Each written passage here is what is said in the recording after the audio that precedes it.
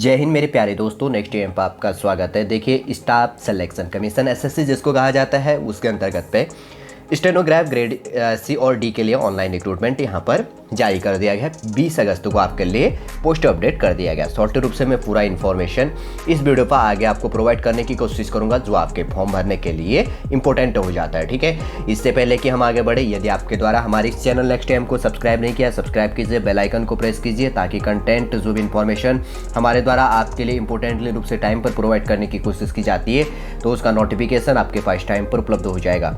और bell icon को भी प्रेस कीजिए, जब भी वीडियो अपलोड किया जाता है तो तुरंत आपके पास में नोटिफिकेशन आ जाएगा। और शेयर कीजिए, ताकि जो स्टूडेंट और प्रिपरेशन कर रहे हैं, तो जिनके पास इन्फॉर्मेशन टाइम पर उपलब्ध नहीं हो पाता तो इन्फॉर्मेशन प्रोवाइड हो जाएगा। ठीक है, जो भी कंफ्यूजन होता है फॉर्म भरने में, मैं 100 में से ये मान के चलो कि 80% स्टूडेंट जो होते हैं प्रिपरेशन करते टाइम, उनको फॉर्म भरते संबंधी बहुत सारे कन्फ्यूजन होते हैं और वो हमेशा कमेंट करते रहते हैं। नहीं तो जाकर अगर आपको कन्फ्यूजन लगता है, आप देख लेना कि मेरे वीडियो पर बहुत सारे कमेंट आते रहते हैं इन प्रकार से। तो मेरा टारगेट रहता है कि जिस प्रकार से स्टूडेंटों की डिमांड रहती है, तो उसी बेस में मेरा क्या रहता है कि मैं उनको पूरा करूं। ठीक है, कोई भी कंफ्यूजन नहीं रहना चाहिए। बेसिक से बताऊंगा। एसएससी होता है स्टाफ सिलेक्शन कमीशन, तो स्टेनोग्राफ होता है, तो उसके लिए ग्रेड सी और डी के लिए ऑनलाइन रिक्रूटमेंट जारी कर दिया गया है एसएससी के द्वारा।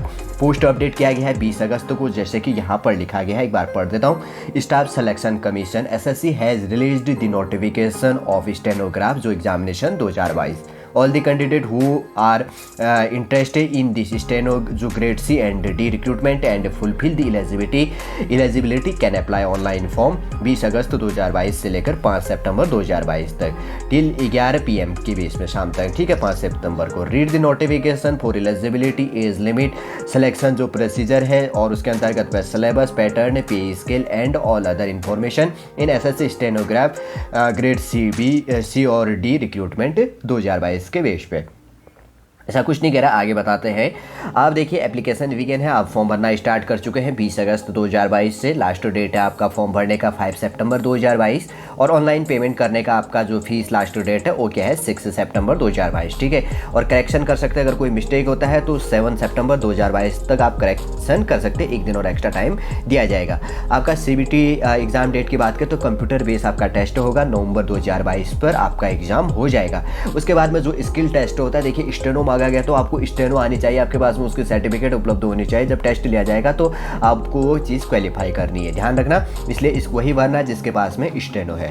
और जनरल ओबीसी तथा ईडब्ल्यूएस के लिए 100 रुपये है। एसटी एससी और ऑल कैटेगरीज जो फीमेल है उनके लिए कोई फॉर्म फीस नहीं है। आप जो भी है डेबिट क्रेडिट नेट बैंकिंग के माध्यम से फीस पेमेंट कर सकते हैं। ठीक है, अब बात करते हैं एज लिमिट। काफ़ी इंपॉर्टेंट हो जाता है आपके एज के लिए। एज लिमिट की जो गणना की जाएगी 1/1/2022 मतलब 1 जनवरी 2022 के बेस में आपकी एज लिमिट होनी चाहिए।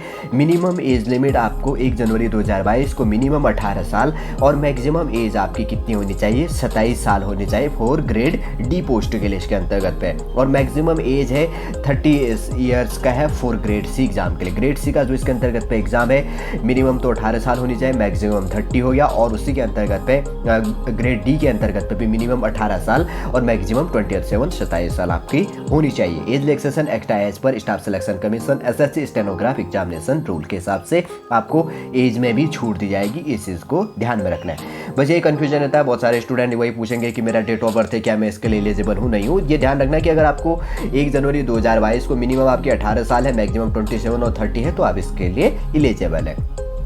देखिए, अब यहाँ पर होता है एसएससी स्टेनोग्राफ जो एग्जामिनेशन है 2022 के बेस के लिए। तो ग्रेड सी और डी के लिए जो एलिजिबिलिटी योग्यता काफ़ी इंपॉर्टेंट हो जाता है, क्या क्या चीज़ आपके पास में होनी चाहिए।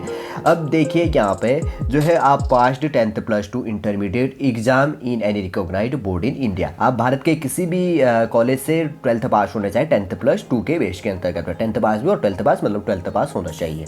और आपके पास में स्टेनोग्राफ जो है ग्रेड डी जो है इसके अंतर्गत पे ट्रांसक्रिप्शन बेस के अंतर्गत पे इंग्लिश के अंतर्गत आपको करना है 50 मिनट और 50 मिनट की बेस के, और हिंदी के अंतर्गत पे 65 मिनट के बेस में आपका होगा स्टेनोग्राफ ग्रुप डी के अंतर्गत पे। ठीक है, वही स्टेनोग्राफ जो ग्रेड सी के अंतर्गत पे ट्रांसक्रिप्शन बेस चलना आपका इंग्लिश 40 मिनट में चलेगा और हिंदी का जो चलेगा 55 मिनट के बेस में आपका एग्जाम लिया जाएगा। ठीक है, ध्यान रखना। और एग्जाम होगा, एग्जाम होने के बाद में आपके पास में एलिजिबिलिटी होनी चाहिए और स्टेनो का आपके पास में सर्टिफिकेट है, स्टेनो का नॉलेज होना चाहिए, हिंदी और इंग्लिश भी इसके अंतर्गत पर अलग अलग मैंने आपको यहाँ पर प्रोवाइड कर दिया है। ठीक है, आगे बात करेंगे उसके बाद में अप्लाई ऑनलाइन। जैसे हम क्या करेंगे, हाँ उसके बाद तो और आगे जानने की कोई आवश्यकता है नहीं, मैंने नोटिफिकेशन तो आपको बता दी है।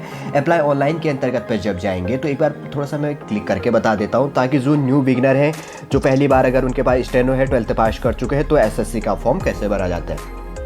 ध्यान रखना कि आपको सबसे पहले क्या करना है, रजिस्ट्रेशन करनी है। देखिए यहाँ पर न्यू रजिस्ट्रेशन नाउ के अंतर्गत पे यहाँ पर लिखा गया। ठीक है, ये देखिए रजिस्ट्रेशन नाउ, मैं जूम कर देता हूँ आपको। यहाँ पर रजिस्ट्रेशन नाउ, यहाँ पर न्यू रजिस्ट्रेशन करना। आप मोबाइल नंबर, आपका जीमेल सही से डाल लेना उस पर, ताकि आपको बाद में दिक्कत हो, और उसको सेव करके आप रख लेना, ताकि हमेशा परमानेंट जब भी एसएससी का फॉर्म भरोगे, एक बार रजिस्ट्रेशन होगा तो बार बार रजिस्ट्रेशन एक नंबर एक जीमेल से नहीं होगा। उसके बाद में जब आपका रजिस्ट्रेशन कंप्लीट हो जाता है, यूजर नेम और पासवर्ड जब आप यहाँ पर डालते हैं और कैप्चर कोड यहाँ पर डाल लेते हैं, तो लॉगिन करके उसके बाद में आप क्या कर सकते हैं, फिर आपका आगे का फॉर्म भरना स्टार्ट कर जाएंगे। उसके बाद में क्या होता है ना कि जैसे एसएससी के द्वारा जो भी फॉर्म आते हैं, तो आपका एक बार रजिस्ट्रेशन हो चुका है तो डायरेक्टली आपके पोर्टल में शो होगा। अगर आपके पास में उस प्रकार की योग्यता एलिजिबिलिटी बेस है, तो आप क्या कर सकते हैं, डायरेक्ट अप्लाई कर सकते हैं। फिर आपको रजिस्ट्रेशन, बहुत चीज़ें, फोटो, पासवर्ड, कुछ बेसिक सा इन्फॉर्मेशन वापस भरने की आपको आवश्यकता नहीं होती। फिर बाद में बस थोड़ा सा अगर कुछ बेस है, जैसे फोटो अपडेट करना है या अपडेट कर सकते हैं आप, जो भी चीज़ें होती है, लेकिन जो चीज़ें वो प्रोसेस आपका टाइम बचा देता है एक बार करने के बेस में। हाल ही में मैंने आपके लिए प्रोवाइड भी किया था कि यूपीएससी बेस के अंतर्गत पे वन टाइम रजिस्ट्रेशन भी प्रोसेस शुरू कर दिया गया, जैसे इसके अंतर्गत पे फिर यूपीएससी के बेस में जो वैकेंसी आएगी तो सीधे अप्लाई करेंगे। वही एसएससी का भी चलता है, कब से चलते हुए आ रहा है। तो जो भी आपकी उसके बेस में एलिजिबिलिटी या जो भी चीज़ होगा तो आपको डायरेक्टली शो हो जाएगा, आपको कोई कन्फ्यूजन होने की आवश्यकता नहीं होगी। ठीक है, चलिए दोस्तों, समझ गए होंगे शॉर्टली रूप से स्टाफ सिलेक्शन कमीशन के अंतर्गत पे जो स्टेनोग्राफ के अंतर्गत पे ग्रुप सी और डी के लिए रिक्रूटमेंट जारी कर दिया गया है। जो भी आपके इंपॉर्टेंट इन्फॉर्मेशन फॉर्म भरने के लिए था, शॉर्टली रूप से मेरे द्वारा आपके लिए यहाँ पर प्रोवाइड करने की कोशिश की गई।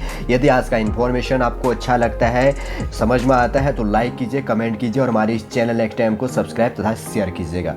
वापस हम नेक्स्ट वीडियो पर आपसे मिलने की कोशिश करेंगे। जय हिंद, जय भारत।